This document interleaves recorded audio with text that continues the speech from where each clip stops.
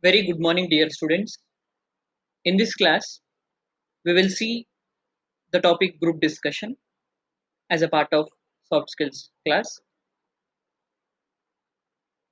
Group discussion is a very important tool.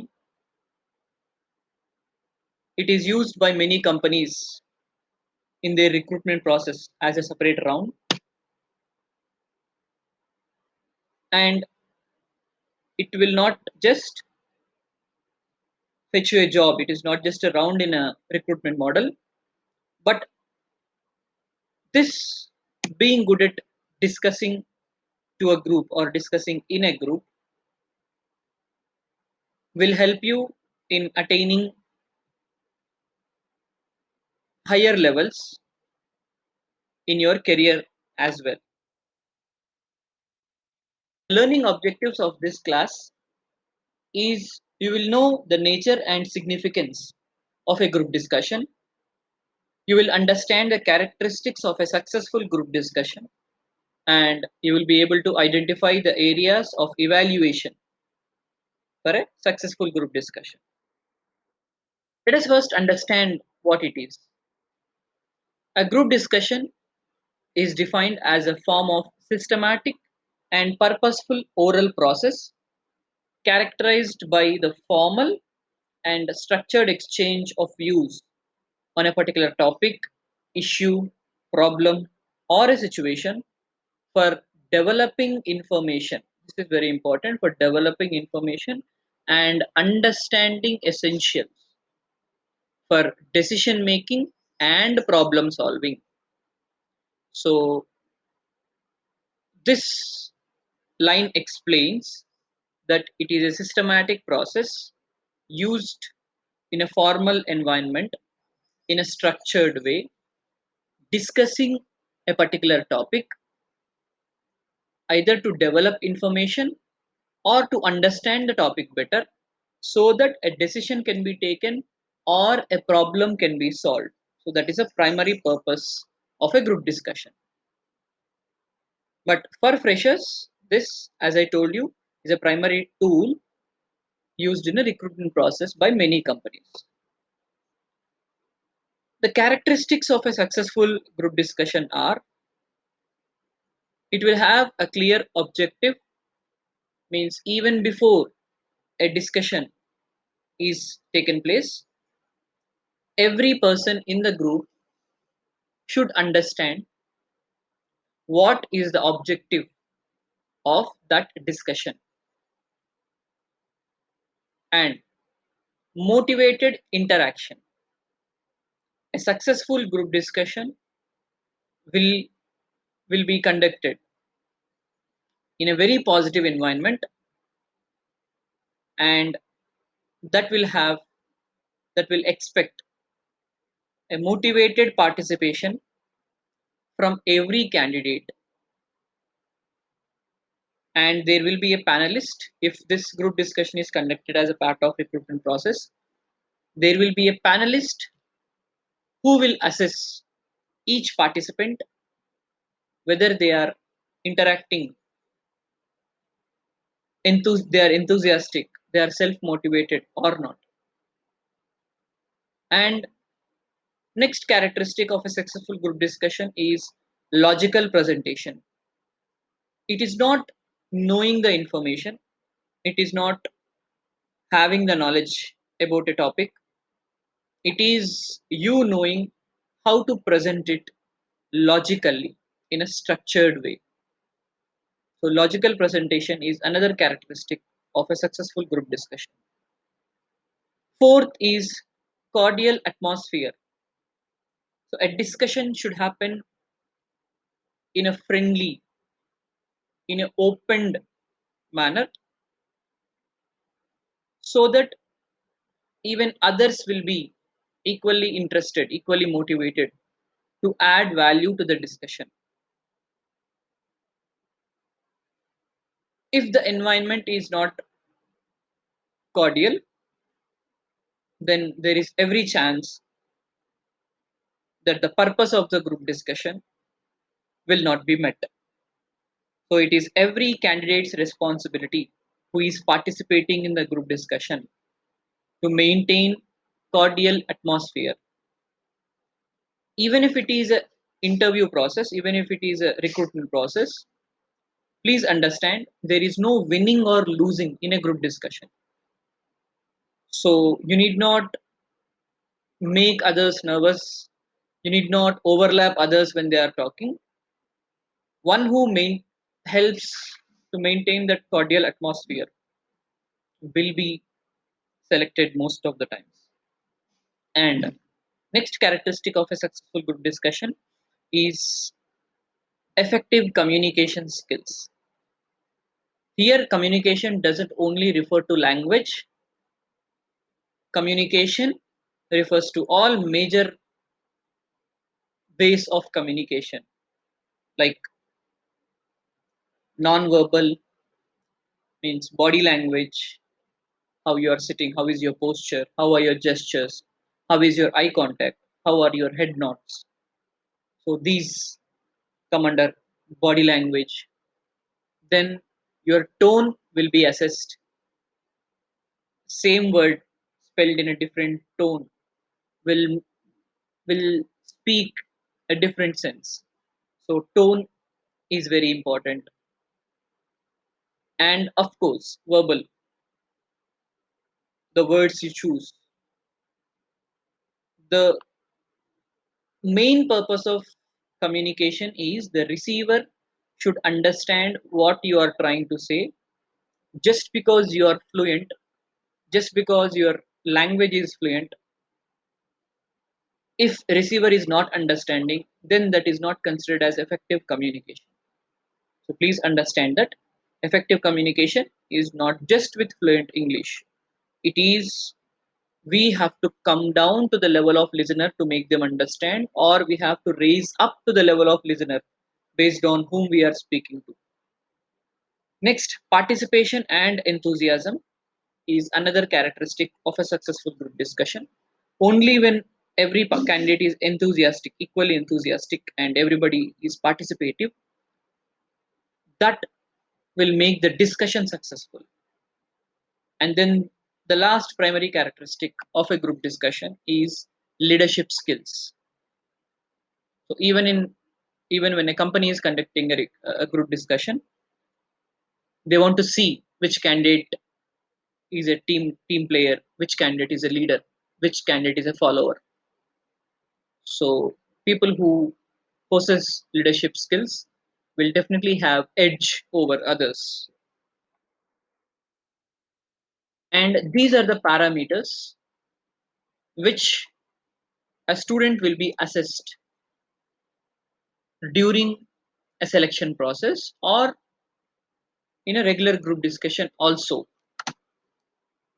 The content, so they will definitely assess you for your knowledge, creativity, originality, your voice, body language, analytical ability, ability to conclude, initiative, leadership, group behavior, enthusiasm, and listening. So these will be the parameters which they will be generally assessing a student. Before attending a GD, you are expected to research a broad range of possible topics which can be given by multiple sources available, newspapers, technical magazines, or any other e-sources like blogs or any trusted websites in all the fields of environment, management, science and technology, latest happenings, general knowledge. So all these, you should know uh, uh, all the latest happenings in these fields. And while attending a GD, we should ensure that we dress professionally, because the way we carry ourselves matters a lot in not just formal environment, but it is very important to be as neat, polished, well groomed, and matured. And You are allowed to carry a book and pen to all the GDs so that you can make your points during the group discussion. An ideal time of a group discussion will be around 10 minutes for 8 candidates, but this may vary based on company's strategy, their requirement, etc., etc., and how a group discussion should be executing. So first of all, let us understand how to open a group discussion or what is the effective way of opening a discussion. Make sure you understand the topic and if necessary ask for the clarification. When you go inside a group discussion room, you settle in your chair. A panelist will come and announce a topic. Listen to the topic carefully, write down the topic if possible, try to understand that topic. If the words seem very strange to you, you can politely ask for elaboration or clarification. That is not wrong. But before you do that, ensure what is that you don't understand in that topic. And when you ask the question, raise your hand, ask for excuse, and do it politely. And analyze the topic before you speak about it. Think of examples, statistics, data to support your view. It is obvious that many times panelists will give extra time for you to think for points before a actual discussion starts. On an average, 3 minutes will be given. In that 3 minutes, because you are carrying pen and paper, you are suggested to make notes. You are suggested to write key points about the topic, what all you know. But please remember, you need not write the entire sentences. You have to write keywords or crisp phrases. Determine if your knowledge of the topic is strong enough to allow you to open the discussion. Initiator will always have a positive edge because they can start with a balanced view, they can define the topic, and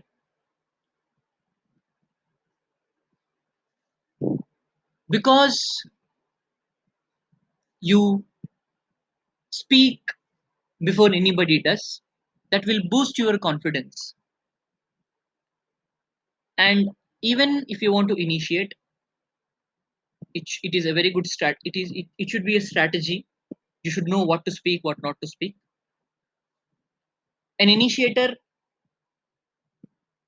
should define the topic first.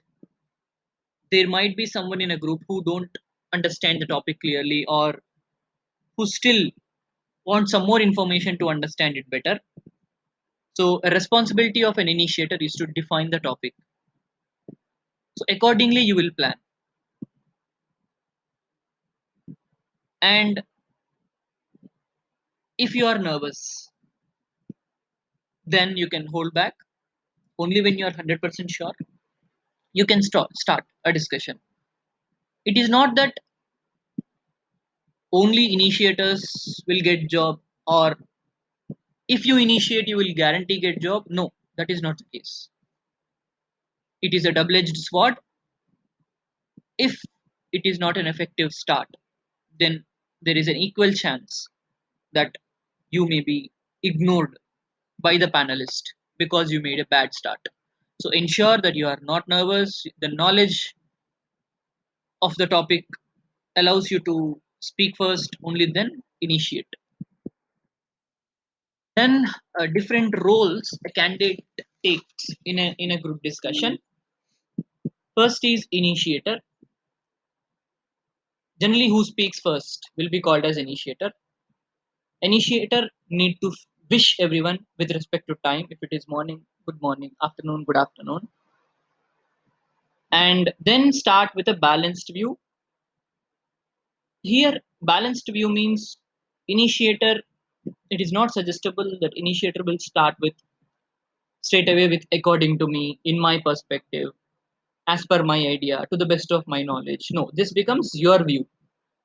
A balanced view means you will make all general statements, universal truths, definitions about the topic or the words which are in the topic, which helps to understand the topic better. So, initiator's role is to make the basic points clear to everyone who is participating in a group discussion and push the topic mm, onto the table so that anybody else can carry from where the initiator left. So, it is very, very important to speak the basic points. The best part about initiator is they will have freedom to speak routine points, because if 10 members are sitting in a group discussion, uh, generally initiator, many points will be overlapping in each from in each other's books and knowledge, because many people grow in the same environment who are participating in a group discussion. If it is an on campus drive, they have similar exposure, common knowledge sources, so the points they get also will be common. So initiator, because you're speaking first, even if your point is with someone else also, because you are done with the topic, you're done with the point, then others will be under pressure, not you. So you will have freedom to speak routine points. But to make a start effective, initiator can start with a question, initiator can start with a quotation, initiator can start with a suitable analogy, so that you can straight away hold the attention of interview panelists as well as the candidates in a group. Then who speak next, most probably second, third, and fourth, will be called as content builders, and they can start with their point of view, because the basic points are over, basic points are covered by initiator. Now these people can start with their perspective, they can say according to me, in my perspective, and all. They can give examples, they can give statistics, they can speak of any surveys, they can speak of all remaining routine points which are left out after initiator ends. So these people are called content builders. Based on what these people speak, the second, third, fourth, who are content builders, based on what they speak, most of the times the next few minutes of a group discussion will be spent on discussing the facts or a fact check about these points raised by these content builders. So these people's role is very, very important. Then even if you enter late in the discussion, like 4 minutes is over,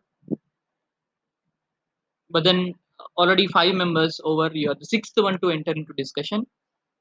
Here again, you should know what a, you will be called as moderator, and you should know what you should do to create that impact, because being a moderator, being a person who is sixth, speaking sixth, seventh, if you speak routine points, then that will not be counted as a value addition to the group discussion. So what you should do is you should start with a new dimension. New dimension here means you should analyze an already mentioned point, or you should think out of the box to bring out a new thought process about a new point or a point already mentioned. So a moderator, a moderator will always start with a new dimension. They give the new dimension to the topic. And last is concluder. It is not ideal to call them concluder, but it is ideal to call them summarizer, because uh, in 10 minutes, most of the times a discussion may not come to a conclusion, may not come to yes or no conclusion, but you can summarize the points which are discussed till then. So if you're entering very late, means you are ninth and 10th, you're speaking in the last couple of minutes, then you can play a role of summarizer. What exactly is mean by summarizer? They will discuss till then whatever happened in the discussion, they will just raise very important summary, gist of points, and then they will say one or two undiscussed points, and they will end the discussion, conclude the discussion. So these are the different roles which you can take. It is not that an initiator will have fair chances, or content builder or moderator. No, it is not like that. Wherever you speak, at whatever the time you speak, remember it is very important. A right point at a right time will be appreciated more than a right point at a wrong time. So you should know when you are speaking what is the tone of a discussion, how it is going, and only then you will put forth your points. So these are the four roles in a JD. Then do's. Yes, speak in understandable English. Understand what is the level of understanding of others, and accordingly you have to adjust the way you speak. And you should have very good listening skills. For example, if eight members are sitting in a 10-minute group discussion, everyone will get around 1 minute 20 seconds, ideally. So if you speak, let us assume you speak for 2 minutes, you're a very good speaker and you spoke for 3 minutes, 2 minutes, then you should not be idle for remaining 8 minutes. So what you should be doing, you should be listening the group discussion, you should be following the group discussion. The advantage of listening the group discussion is you will get very good new points, and you will get a new uh, you will get to do new analysis listening to others points. And it also encourages others to speak, because what can we do sitting in a group discussion to convey others that we are listening? We can appropriately nod our heads. We can add some supportive sentences like, I appreciate you my friend, I support you my friend. So such things will motivate others to speak, or that will be appreciation to others, which will be a very good gesture. Those things are possible only when you are listening properly.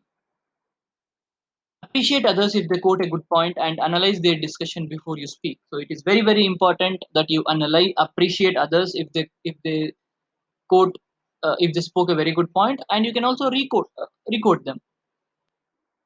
Approach the topic from a problem solving perspective. So please understand, this is the core of the entire group discussion. We are discussing a topic to find a best possible solution in the given time, or to, to take a decision for the situation or the topic given. So you cannot keep on analyzing the discussion till the end. You should approach the discussion, should converge onto few points, few questions which can be answered by the end of discussion. And have a watch for time management. This is very very important. If panelists said 10 minutes, and have an eye on the time also, and remind the group, if you are running short of time, then you can remind the group very politely, saying, friends, we are running short of time, we are in the last minute, let us quickly summarize the important points. So you can take initiation to say such sentence. It shows that you are very good at time management. If you have to disagree anybody, you can disagree politely. It is not that you should not say something against a point. You're not against a person, you're against your idea or your understanding, your knowledge might be against a point mentioned by the person. So you can state the disagreements politely, and choose your gestures very very carefully. Sometimes it happens that gestures may be harsh, pointing at someone with your finger, or if you're holding a pen because you're carrying book and pen to group discussion. If you're holding a pen in your hand, some students have habit of playing with the pens, which is not a positive gesture. Always come out with a new approach. So every time you come, you cannot repeat the points which are said by you or said by others. So you always should come with a new dimension. If you need to interrupt, do it slowly. You can raise your hand to interrupt, and don't lose an opportunity to put forth an important and appropriate point. As I told you, a right point at right time will be appreciated. Right point at wrong time will not be appreciated. And every time you enter the discussion, remember you have to add value to the discussion. You are selected for contributing to the discussion, adding value to the discussion, not because you spoke, not because you heard. Every time it should be a proper value addition and direct the discussion to an agreed goal. As I was mentioning, you are sitting there to bring a discussion to agreed outcome. So it is very important that in the last minute, by the last minute, there should be some probable answers which you will be suggesting. Don't never in the discussion you appear nervous, and please don't use many filling words, gap fillers. Some people have a habit of using the same word repeatedly. For example, some people use the word so.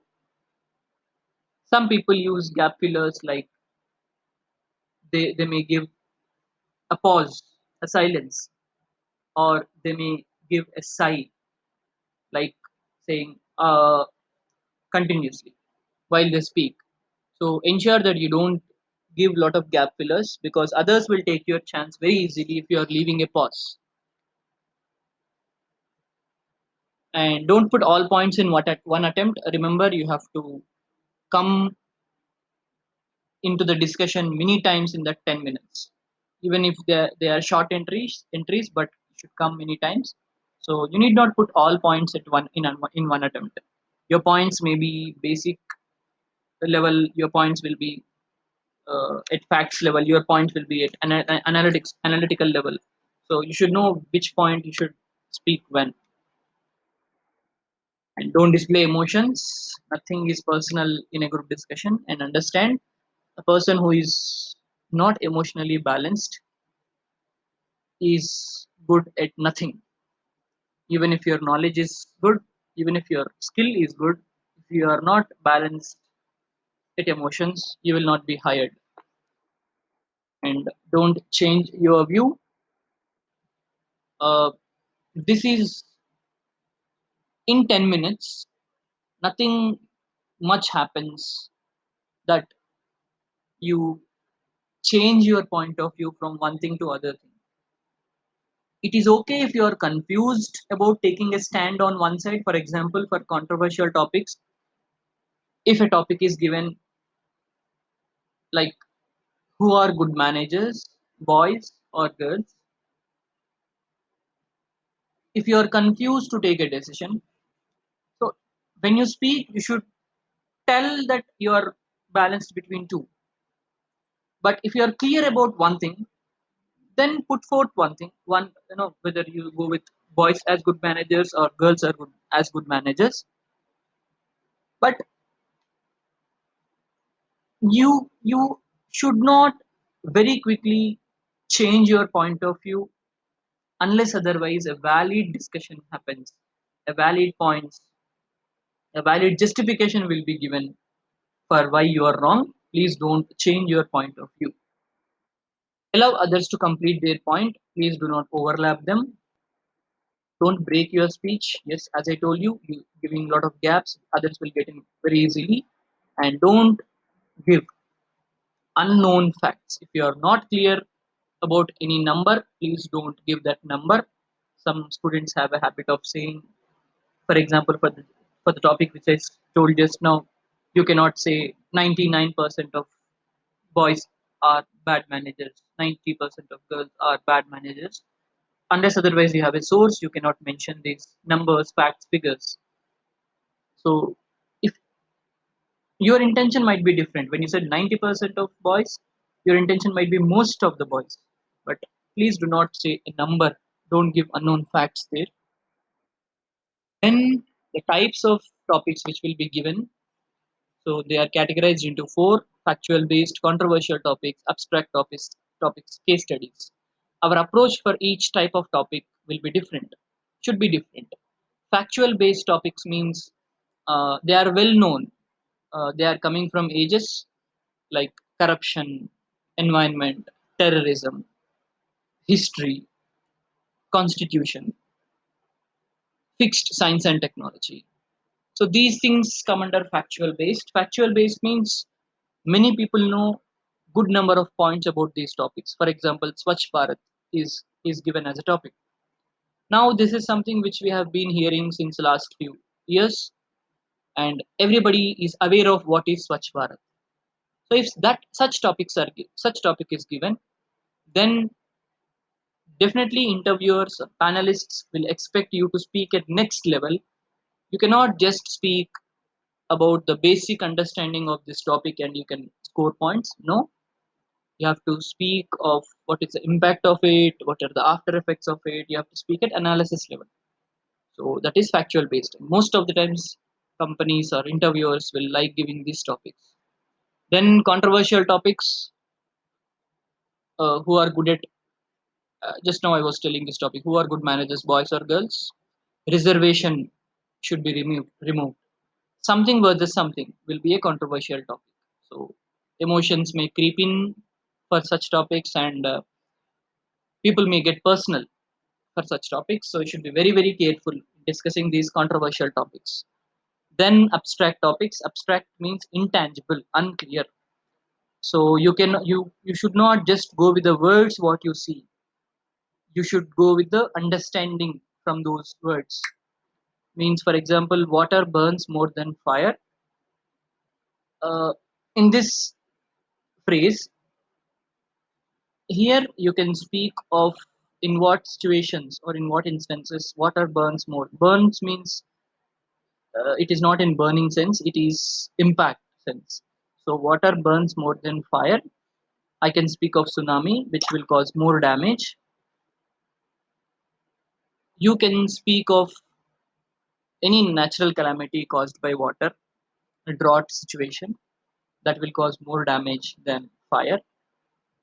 Or this line is giving me a sense of, pen is mightier than sword. So here, water resembles pen and fire resembles sword. So wherever something is undermined compared to something greater, you can speak of that concept, take that concept, and you can speak, present your idea. The difference about abstract topics is here there will not be any continuity of discussion. For example, if you see factual based topics, controversial topics, or case studies, here what happens is you can analyze a topic. There will be continuity in the discussion. But for abstract topics, you put forth your idea, you understand something, so you put forth your idea. Someone else understands it in a different way, so they can put forth their idea, they or their understanding about the phrases given, about the topic given. Here generally creativity is tested, or out of the box thinking will be tested. So in such instances, abstract topics will be given.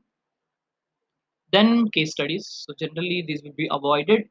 But sometimes if they believe your knowledge about a topic is very important, they may give some case studies. Case studies means specific things.